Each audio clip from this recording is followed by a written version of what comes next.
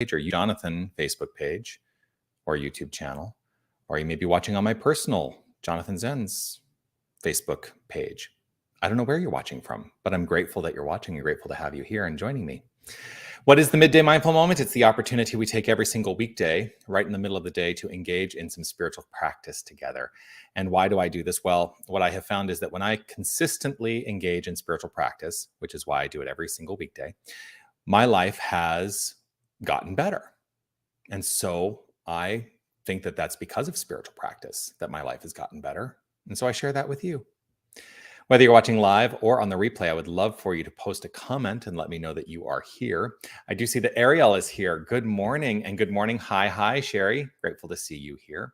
William and Anita, grateful to see you here. I'm going to put your messages up. I'm going to show there's Ariel saying good morning to us all. I love that picture of you and Beth, Ariel. It's lovely. There's Sherry. Hi. Sherry up on the roof of Unity. I know where that is. And then there's William there. William hiking, which he often does. I would like to offer this reminder. It is to say, you are love, you are light, you are life, you are magnificent. And I'm so grateful that you shine your light and share your magnificence. There's Sue with her lovely flower that looks like a heart. And then there's Anna. Grateful to see you as well. So today, if you are in my Breaking the Habit of Being Yourself class, this is a little preview for what's happening tonight. But I was working through prepping for class on the book Breaking the Habit of Being Yourself by Dr. Joe Dispenza. We are in week 7. Yes, are we week 7? Yes, we are. This is week 7 of an 8-week exploration of Breaking the Habit of Being Yourself. And I'm really, really, truly enjoying this opportunity to move through this book and engage. What I love about this book is that he does real practical application. And that's what I'm always talking about, that our spiritual practice needs to be practically applied. We need to actually do it in order to make life better. So that's part of the reason that I do this mindful moment every Wednesday. So tonight we're working through the chapter that says dismantle the memory of the old you. And in this part of the book, he's actually going through systematically working through guided meditation steps and things like that. But as I was reading it, he talks about some of the things that we can look to. We're doing part of the step is to observe and remind ourselves of things. And he invites us to write down things. And in this, he says, write down examples of limiting automatic thoughts, your daily unconscious mental rehearsal, right? Those things that just happen, right? He also has us write down examples of limiting actions and behaviors, your daily unconscious physical rehearsal. So what are the difference between those? One, those mental thoughts are things like, oh, I'll never get a job. No one ever listens to me. He always makes me feel angry. These are some of the examples he gives. And then the limiting actions and behaviors, sulking, feeling sorry for yourself by sitting alone, eating away depression, calling someone to complain about how you feel. So these are things that we do. And I want to be really clear. I don't think there's anybody who doesn't engage in some of this activity or thinking.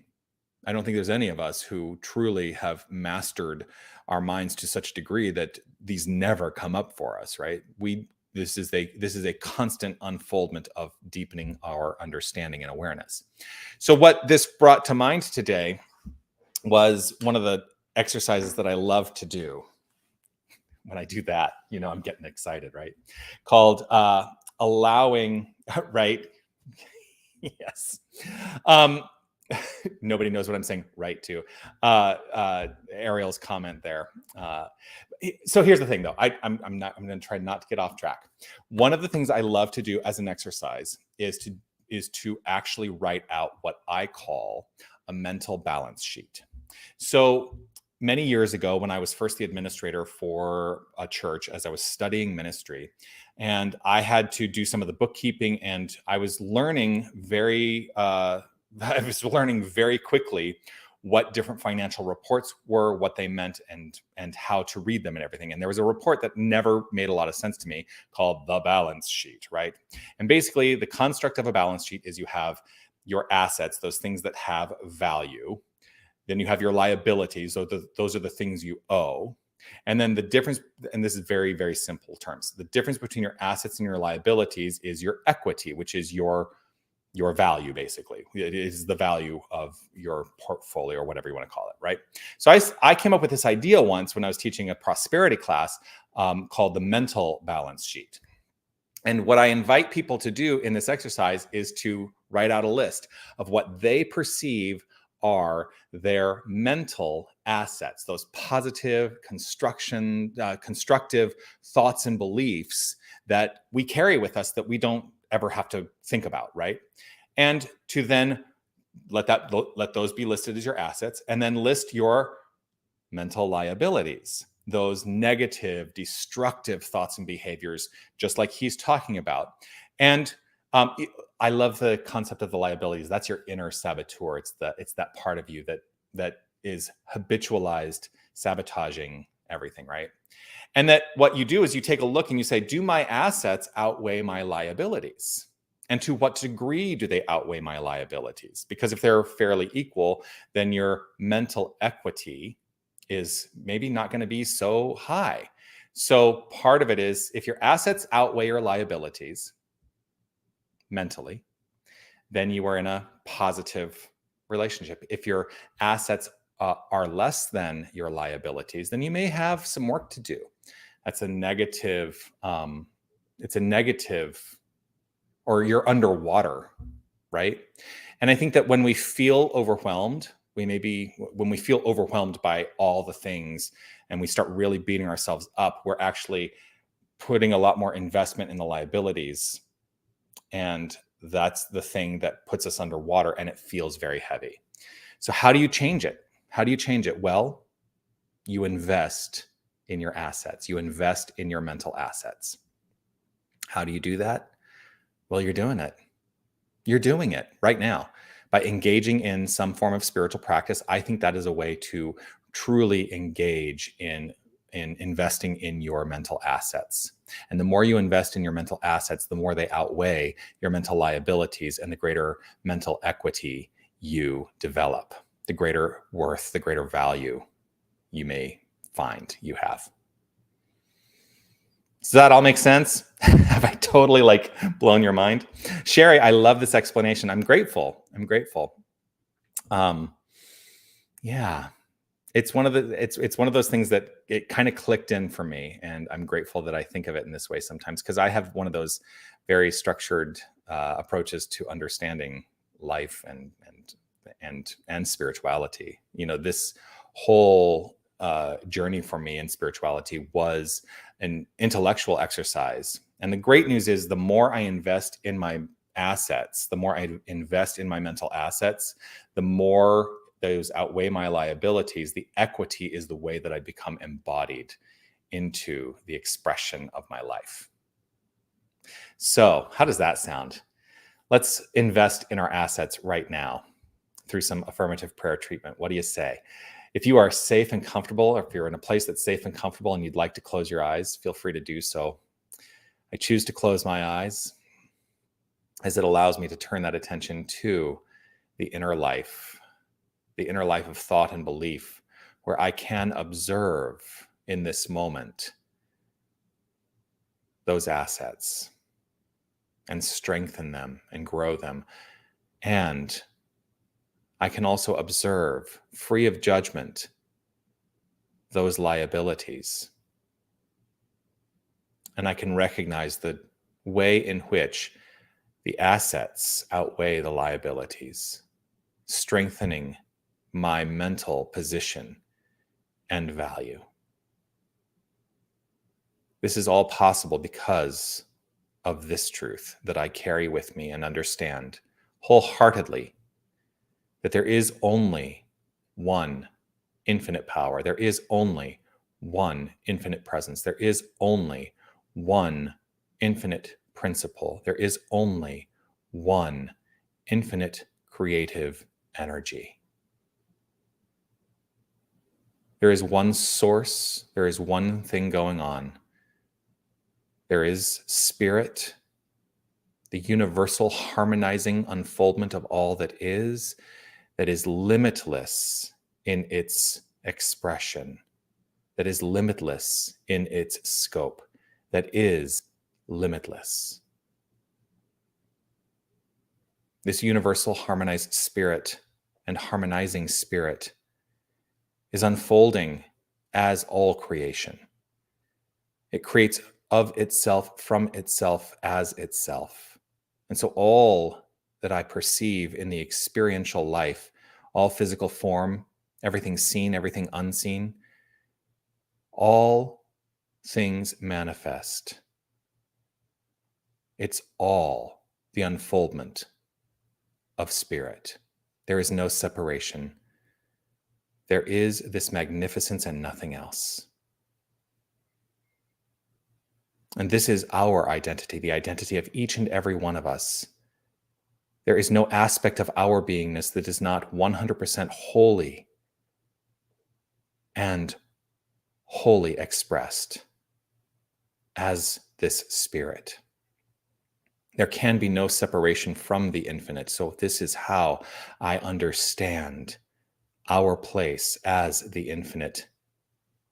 We are not in God. We are not with God. We are of God. That is how I understand. And so the word I speak right now is the word of this divine, sacred, magnificent, infinite, energetic flow, flowing through, expressing by means of me. And I know that as I speak this word, it is creative, for that is the nature of the Spirit. And so I speak my word on behalf of each and every one of us to know that the work we do allows the assets to outweigh those liabilities more and more and more. And so I invest more of myself in love. I invest more of myself in kindness. I invest more of myself in life. I invest more of myself in understanding. I invest more of myself in enthusiasm. I invest more of myself in joy. I invest more and more to the positive, constructive thoughts and beliefs.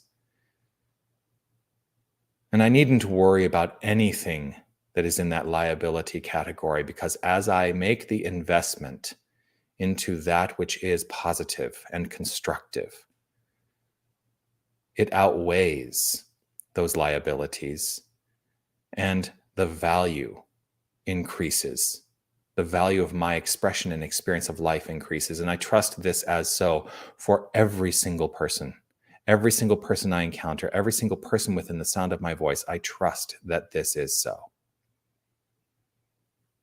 And so it is with gratitude that I allow the pure, magnificent unfoldment of this word spoken to do its work in the fullness and expression of my life. And in the fullness and expression of the lives of each and every one of us, I trust and know that my word spoken is complete, and having been expressed, it returns fully formed, for it can never return void. And I simply allow. I allow. I relax and allow.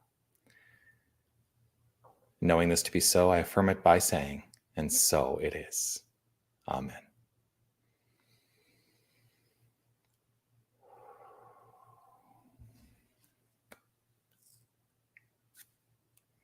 And so it is. Well, thank you for joining me here today. A little bit longer today, just because I had a lot to say, clearly. Always grateful for this opportunity to spend time with you. And I look forward to seeing you again tomorrow for the Midday Mindful Moment right here again at 11:30 a.m. Arizona time. If you are nearby and would like to join me for the Unity Prayer Service in the prayer room at 12:30 today, which is in about 45 minutes, I would love to see you. It's about 20 to 30 minutes of contemplation and prayer, and always delighted to have people join in that experience. Also join me Sunday mornings at 9 a.m. No, at 9:30. Join on Sunday mornings at 9:30 a.m. for our guided meditation, now being led by our magnificent prayer chaplains, and grateful for their step up into service. So and Sherry, I think you're here on Sunday leading the meditation, right? Sherry Hoffman is one of our prayer chaplains. So join 9:30 for the prayer, for the Join at 9:30 for our guided meditation on Sunday mornings and 10 a.m. for our celebration service. Megan, I'm thrilled to have a spiritual investment advisor. I love that. I'm taking that on as my new title, a spiritual investment advisor. Yes, I love that, love that, love that. Oh, thank you for that. Anyway, keep commenting, whether you're watching on the replay. I love to go back and look at the comments that come in later in the day. And like, share, follow, subscribe. Definitely share this video, because I think this is, for me, this is a description of why investing in spiritual practice is so important, because it increases our mental assets. I look forward to seeing you all soon. Peace and blessings to you. Be well. Bye, everybody.